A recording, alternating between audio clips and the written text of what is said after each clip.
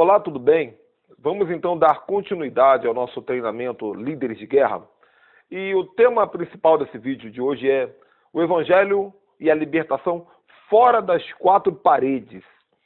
Mas antes disso, eu quero fazer uma pergunta para você. Por que você quer se tornar libertador? Ou talvez você até já seja um libertador? Vamos tentar vasculhar a origem desse teu interesse, a origem desse teu desejo e dessa tua vontade. Ainda que seja um chamado legítimo, essa vontade certamente foi gerada no seu coração. A questão é que muita gente se fascina pelo Ministério de Libertação, porque, veja bem, a pessoa se converte em uma igreja e começa a ouvir a falar do Evangelho, e falar do poder de Deus, e falar de anjo, e falar de demônio, e aquele mundo sobrenatural não existia para a pessoa até o momento em que ela começou a participar das reuniões da igreja. E dentro dela fica aquela questão, aquela pergunta, será que isso tudo é verdade? E daí, de repente, ela começa a descobrir que se ela botar a mão na cabeça de uma pessoa endemoniada, vai manifestar. E se ela orar, vai repreender o demônio, vai ajudar pessoas. E a pessoa começa a mergulhar nessa jornada ministerial da libertação, sem perceber que, na verdade, o que ela quer ali não é libertar pessoas no sentido mais sincero e puro da palavra. Ela quer estar envolvida com as experiências sobrenaturais. O problema é que muitas dessas pessoas, com o passar dos anos, elas se tornam uma expert, uma faixa preta em libertação, mas não se torna faixa preta na intimidade com Deus, não se torna faixa preta em ouvir a voz de Deus, em sentir a glória de Deus, em compreender a unção e as coisas sobrenaturais. E isso acontece por um motivo. Porque para você ter experiências com o diabo, com demônios, não existe pré-requisito. O demônio manifesta, o tempo inteiro ele manifesta. O demônio se revela sem regras. E é claro, em nome de Jesus, você vai usar dessa autoridade para repreendê-lo. Agora, para você ter uma vida com Deus e com o Espírito Santo, aí sim há regras. Há necessidade de um tempo a sós com Deus, de uma vida no Espírito, da prática das disciplinas espirituais, da consagração do jejum. E eu quero deixar bem claro para você que se o teu desejo pelo sobrenatural não for equilibrado, tanto quanto experimentar essa guerra espiritual, essas experiências sobrenaturais de libertação, mas também de aprofundar a sua intimidade com Deus, esse teu avião não vai voar muito tempo, porque o avião tem que ter duas asas. O avião do libertador tem que ter duas asas. Uma delas é a sua autoridade, a sua praticidade de vivência com o lado negro da força, né, com você realmente interagir com a guerra espiritual, com essa parte suja do libertador. Mas tem que ter uma outra asa que vai manter o avião equilibrado, que é a asa da intimidade, da prática das disciplinas espirituais. Agora, o que é libertação e o que é libertador? Olha só, vamos analisar algo aqui. Eu quero já aproveitar esse vídeo que está no início do treinamento ainda, para que você compreenda o ministério de Jesus. O ministério de Jesus era um ministério fora das quatro paredes. Deixa eu até abrir aqui a minha Bíblia. Aliás, eu tenho a Bíblia de papel aqui, é melhor. Nós vamos deixar aberto aqui em Isaías, livro do profeta Isaías, no capítulo 61, se eu não me engano. Mas antes disso, eu quero compartilhar com você um pouquinho sobre o ministério de Jesus, o ministério do libertador. E o que significa a palavra Jesus? Essa palavra, vamos entender que nós estamos em um curso avançado. Vamos entender que o que eu estou te ensinando aqui não é para você sair falando para qualquer novo convertido, porque ele ainda não tem entendimento para compreender. A palavra Jesus não significa absolutamente nada. A palavra Jesus nada mais é do que o resultado de uma metamorfose de palavras que começou em uma palavra original que é Yeshua, ou no original mais preciso, Yehoshua, ou Yahushua, que significa o Senhor salva, o Senhor salvará. Yehu, ou Yahu, é uma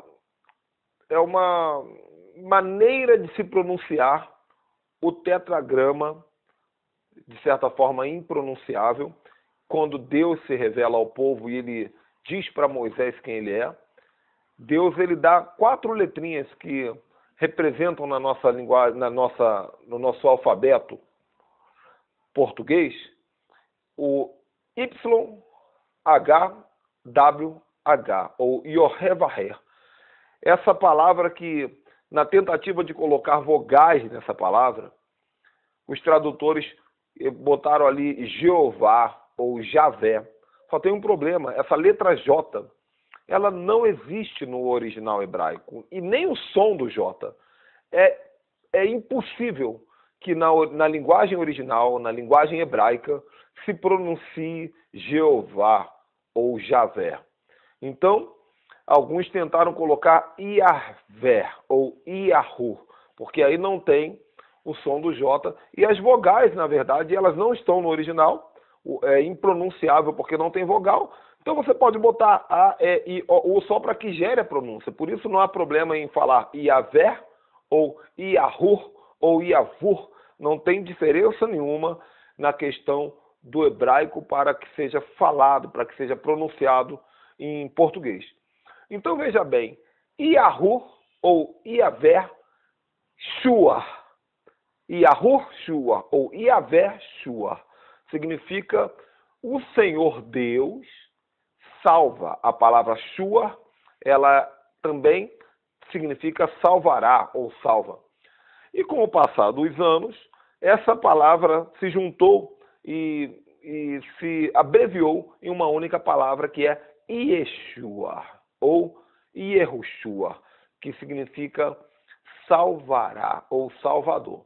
E aí vai acontecer algo tremendo, que quando Maria está grávida, o anjo do Senhor aparece para Maria e diz para Maria o seguinte: não temas, porque esse que está no seu ventre, ele foi gerado pelo Espírito Santo, e ele será chamado Yeshua ou Yahoshua, mais comumente, não é? Mais comumente nós chamamos já abreviado de Yeshua. Ele será chamado Yeshua, e aí o anjo diz, porque ele salvará. Essa palavra salvará, no original é libertará. E ele salvará ou libertará o povo dos seus pecados. Então veja bem, a palavra Yeshua, ela tem a ver com o propósito de Cristo na terra. Ele será chamado libertador porque ele libertará. É claro que depois, com o passar dos tempos, engraçado que nós já aprendemos que nome não se traduz. Se eu for morar nos Estados Unidos, ninguém vai me chamar de Richard, eu vou ser chamado de Ricardo. Eles vão me chamar de Ricardo, mas eu continuarei sendo chamado pelo meu nome, porque o americano sabe que o Ricardo é uma coisa, o Richard é outra. Mesma coisa, se uma pessoa chamada John dos Estados Unidos vier morar no Brasil, ou um Peter vier morar no Brasil, eu não vou chamá-lo de João ou de Pedro, eu vou chamar de John, de Peter, porque nome não se traduz. Nome é algo muito precioso. E o único nome que não deveria ser mexido de maneira alguma acabou sendo mexido culturalmente, que é o nome do nosso Senhor, que de Yeshua passou a ser chamado de Jesus, Jesus Cristo, Jesus Cristo e tantos outros codinomes que, pela bondade e misericórdia de Deus, acabam funcionando. Eu não sou louco de dizer que não funcionam. Acabam funcionando. Eu já expulsei demônios em nome de Jesus, e você também. Mas, sinceramente, se você me chamar de Richard, eu vou te atender. Mas se você me chamar de Ricardo Ribeiro, eu vou ficar muito mais feliz, porque eu vou entender que você me conhece, que você respeita o meu nome. Deus tem um cuidado muito grande para com o nome. Então essa palavra Yeshua, ela também tem uma palavra parecida com ela no hebraico, que é Yashar. Yashar significa libertador. Yeshua é o Senhor liberta. Yashar é libertador. Então, no original, a Bíblia diz que quando o povo orou, exclamou, Deus enviou um libertador. Moisés, Eude, Gideão, tantos, Josué, eles eram Yashas, eles eram libertadores. O maior de todos os Yashas foi o Yeshua, o nosso Senhor e Salvador, que veio não apenas libertar-nos humanamente falando, mas ele veio nos libertar dos nossos pecados. Acredite, não há nada de errado em você olhar para um demônio, nos olhos do demônio e dizer: eu te repreendo em nome de Yeshua. Quando você fizer isso, você vai perceber no olhar do endemoniado, como se o demônio estivesse dizendo assim: epa, esse aí sabe o que está falando. A autoridade é muito maior quando nós pronunciamos esse nome sagrado. E eu te aconselho a você ler também o nosso livro eletrônico, o calendário, o nome de Deus. O nome do livro é o nome de Deus. E você que é aluno, inscrito no nosso treinamento, você pode entrar na nossa biblioteca digital e procurar por esse livro. Se você não encontrar, solicite por e-mail. Mas é importante que você leia esse livro, o nome de Deus, para que você compreenda a profundidade do nome. E agora sim nós vamos ler o que está em Isaías, capítulo 61, quando Isaías ele começa a profetizar o ministério de Cristo. E está escrito o seguinte: o Espírito do Senhor Deus está sobre mim, porque o Senhor me ungiu para pregar as boas novas aos quebrantados. Enviou-me a curar os quebrantados de coração e proclamar libertação aos cativos e pôr em liberdade os algemados, e a pregoar o ano aceitável do Senhor, o dia da vingança do nosso Deus, a consolar todos os que choram e a pôr sobre os que em Sião estão de luto uma coroa ao invés de cinzas, óleo de alegria em vez de pranto, veste de louvor em vez de espírito angustiado, a fim de que se chamem carvalhos de justiça plantados pelo Senhor para a sua glória. E daí em diante, esse texto de Isaías, Jesus também citou lá em Lucas capítulo 4, quando Jesus ele é batizado por João Batista no Rio Jordão, e aí ele vai para o deserto para ser tentado pelo diabo, e quando Jesus volta do deserto, ele entra numa sinagoga, e como Jesus era um judeu, e possivelmente um mestre da lei, um rabino, ele subiu no altar da sinagoga, onde somente os mestres podiam subir. Ele abriu o livro da lei e caiu em um texto que estava citado, Isaías 61. E Jesus proferiu essas palavras que eu acabei de ler para vocês, e no final Jesus olhou para o povo e disse: hoje se cumprem essas escrituras. Ele estava falando do seu ministério.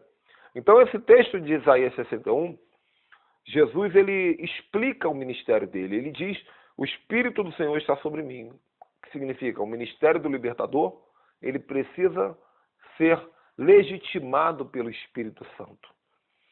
Porque o Senhor me ungiu para pregar as boas novas aos quebrantados. Então, libertação é pregar o evangelho a quem é quebrantado. Segundo, enviou-me a curar os quebrantados de coração, e aqui fala sobre cura interior, sobre libertação das emoções, quebrantados de coração, a proclamar libertação aos cativos, aqui fala de libertação de iniquidades e cativeiros espirituais, e a pôr em liberdade os algemados, também fala de libertação de cativeiros e de opressões e possessões. Apregoar o ano aceitável do Senhor e o dia da vingança do nosso Deus, fala sobre pregar sobre a salvação e o arrependimento para o arrebatamento. A consolar todos os que choram, fala sobre essa parte motivacional do Evangelho, de pregar a esperança, e pôr sobre os que estão de luto uma coroa ao invés de cinzas, e daí em diante. Então veja bem, querido, o ministério do libertador não é para dentro da igreja. O ministério do libertador é para fora da igreja. Quando Jesus proferiu essas palavras, ele ativou isso, porque os sacerdotes e os religiosos do templo ficaram furiosos com Jesus e expulsaram Jesus, e nunca mais deixaram Jesus subir naquele altar novamente. Jesus, que até aquele dia era chamado de mestre, de professor, de rabi, daquele dia em diante, quando ele anunciou o seu ministério de libertação, ele passou a ser chamado de Belzebu, comilão e beberrão, de hipócrita e tantas outras coisas. Por quê? Porque Jesus ele reconheceu que o trabalho dele era um trabalho de transformar vidas através da libertação. Por outro lado, do lado de fora da igreja, Jesus começou a curar enfermos, expulsar demônios, ressuscitar mortos, fazer paralítico andar, cego enxergar, libertar endemoniados. Veja bem como o trabalho do Senhor foi fora das quatro paredes. E por que eu estou dizendo isso? Porque há uma tentação muito grande. E aí que está a arapuca do diabo, a cilada do diabo.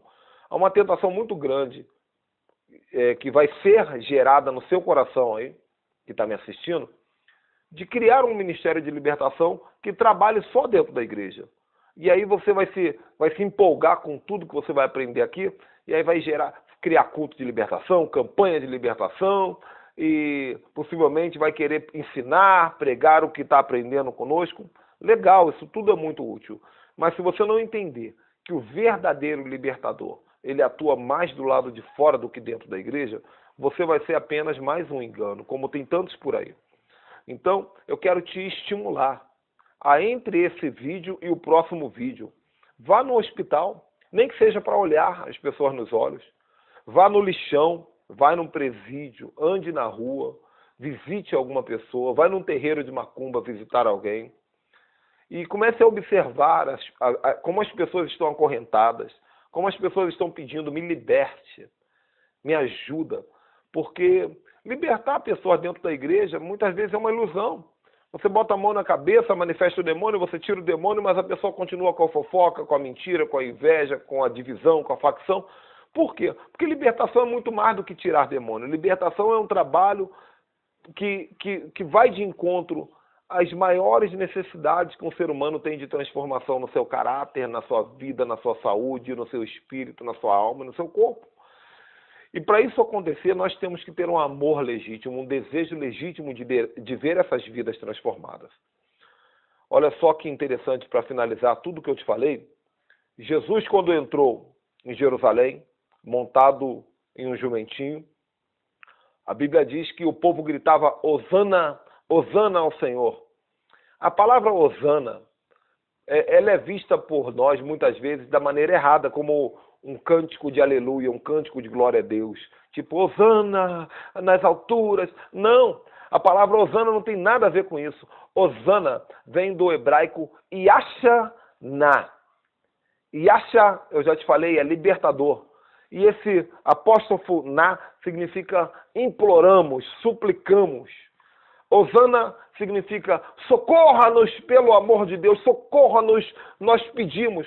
Então o que acontece é que quando Jesus entrou em Jerusalém, a glória de Deus se manifestou na vida dele de uma maneira tal que todas as pessoas olharam para ele e perceberam que ele era o libertador. E o que aconteceu? Com muita sinceridade, durante um tempo, aquelas pessoas começaram a gritar, desesperadas, socorra-nos, liberta-nos, nos livra das correntes que estão nos acorrentando. E, de fato, Jesus fez isso quando ele morreu na cruz do Calvário. Ele aguardou o momento certo para que libertasse milhares de pessoas de uma vez só. Então, nós precisamos ter o nosso ouvido atento para ouvir o clamor do povo, das pessoas. Muitas vezes um vizinho vai olhar para você, você vai olhar o vizinho de terno e gravata, de relógio importado, de carro importado, sorrindo. Mas se você for um libertador legítimo, quando você olhar para os olhos desse vizinho, você vai ver algo dizendo, Yashana, socorro, me ajuda, me tira dessa situação. O tempo inteiro, o universo está pedindo socorro para nós. Para finalizar, eu pergunto para você, existem dois tipos de libertadores. Existe o libertador de campanha, eu não tenho nada contra, eu acho que você pode fazer as campanhas, você pode ter um ministério de libertação dentro da igreja, mas o libertador de campanha é aquele que só faz isso. Ele é conhecido como o líder da campanha, ele é bom de campanha, mas do lado de fora não faz nada. E existe o libertador do lado de fora, que é a pessoa que, por onde passa, ela é libertador. Ele é libertador. Ela é uma pessoa libertadora. Por onde, no trabalho, na rua, por onde passa a autoridade do Senhor está sobre a vida dela. Qual é a escolha que você quer fazer? Escolha qual dos dois lados. Aqui embaixo, como sempre, você vai encontrar o material complementar. Clica no link depois e vamos dar continuidade a esse treinamento. Que o Senhor Deus te abençoe. Tchau, tchau.